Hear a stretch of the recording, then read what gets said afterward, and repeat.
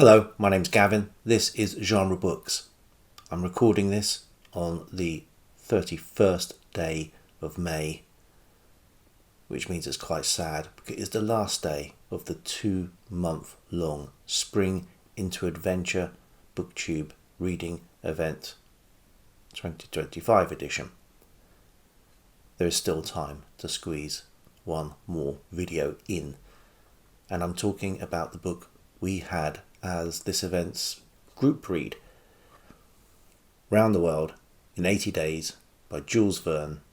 This is my 1956 Fontana 2.5 shilling edition, originally published in 1873. Technically, this is a reread for me, but it is not really a reread for 2.5 reasons. First reason is that I'm pretty sure the version I read was a shortened, bowdlerized version for children, because I read it an awful long time ago. There are sections in the book I don't recall having read before, and I don't think it's just the passage of time that causes me to think that. I do think this is a lot of people's experience of Jules Verne when they were being translated into English. Somebody somewhere decided these are for children. And the second or 1.5 reason is that this is not going to be the same translation that I read when I was a child, and in fact this translation is different again from the translation I ended up reading, which leads on to my second or 2.5 reason. I've not really thought this reason numbering process through. I have not read Round the World in 80 Days. I have, but I've not read it in the way that Verne originally intended. What I have read is the full account, Round the World in 80 Days, and the other log of Phileas Fogg.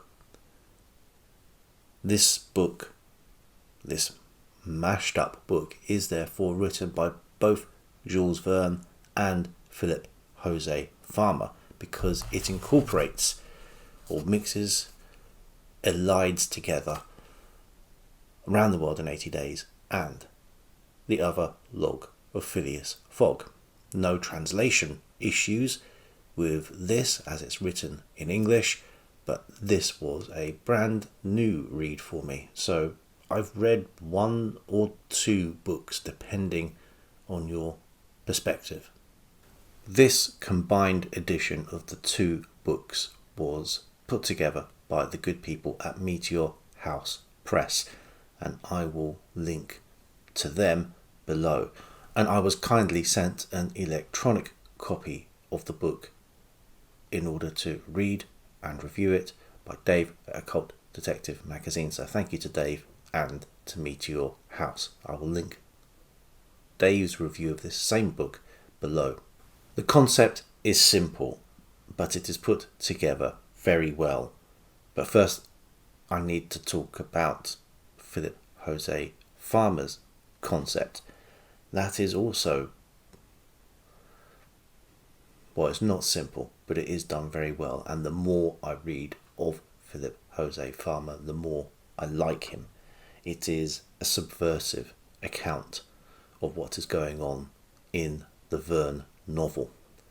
It uses the short gaps in narrative, it uses coincidence, oddities, and the inscrutable character of Phileas Fogg as the starting point to give the reader an entirely different story, one of interplanetary war occurring with Earth as a battleground between 2 opposing alien races and their hired employees on Earth.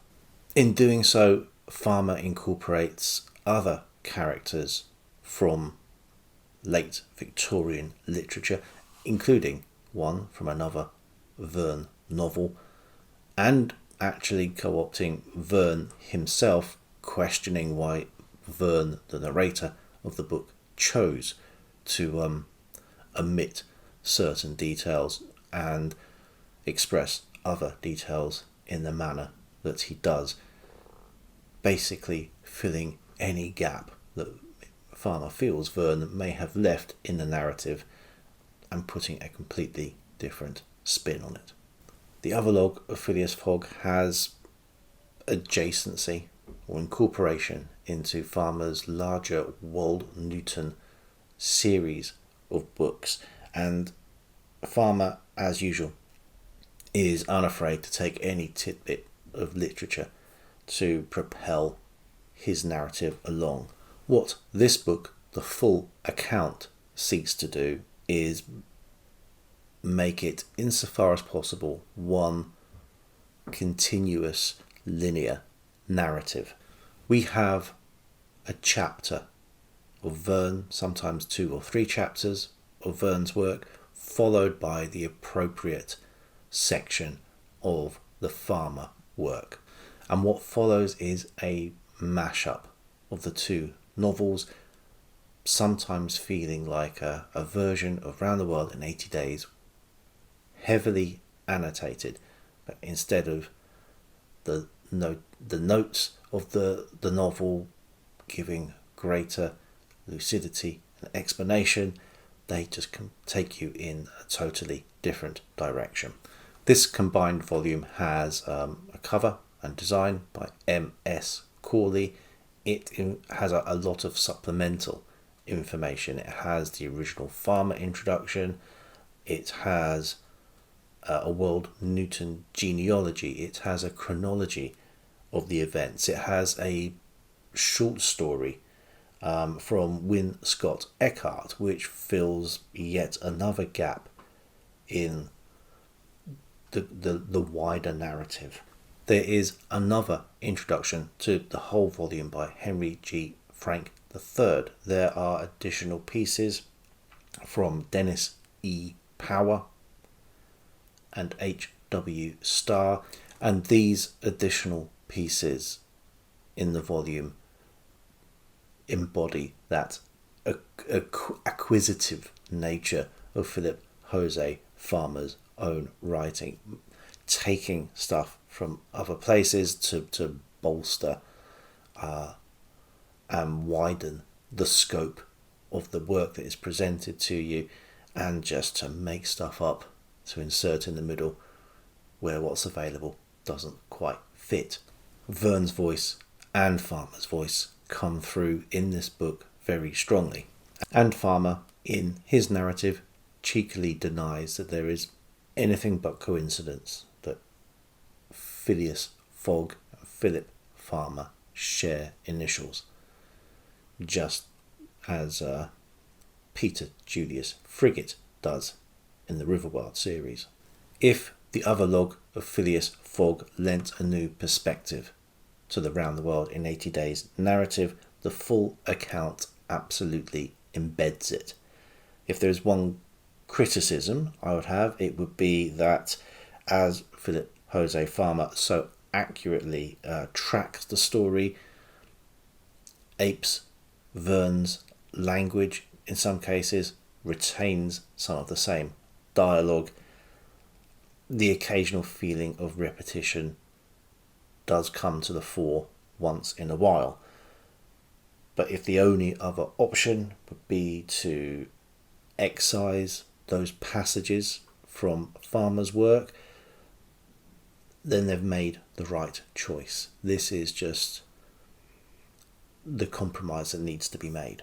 Please don't get me wrong, if this was just the Verne narrative, it would still be an exciting story, as fun as I remember from reading it as a child, more fun than half the adaptations that I've seen since. But through Farmer's lens, there is more nuance. There are different interpretations and a whole new story arises, and the full account just gives an extra dimension to this. It is a bold experiment to put the two texts side by side, and it is an experiment I can't see being repeated very often. Lots of works similar to the other log of Phileas Fogg usually just take characters and send them completely in their own way. They don't track the events of the source novel anywhere nearly as closely. What it did do is make me hanker after reading more books from both of these authors. This is my 5th or 6th farmer book I've read in the last year, and I know which one I'm going to be reading next as well. And this is my first Verne book in decades. I've hardly scratched the surface of Verne's works. I think some of them weren't even translated into English when I read them last, which is crazy considering it's the latter half of the 19th century that most of these were originally published. And I know which of his I'll be reading next as well. Thanks to Dave for sending me this copy. Thanks to Meet Your House for allowing Dave to send me this copy. And thanks to all my co-hosts at Spring Into Adventure for choosing Jules Verne as the group read. It has allowed me here to revisit an author I have not read for donkey's years, and to allow me to read 2 books together in different genres, dealing with different aspects of the same story, which must be the first time that's happened. So great to have a new reading experience in that manner. Until the next time.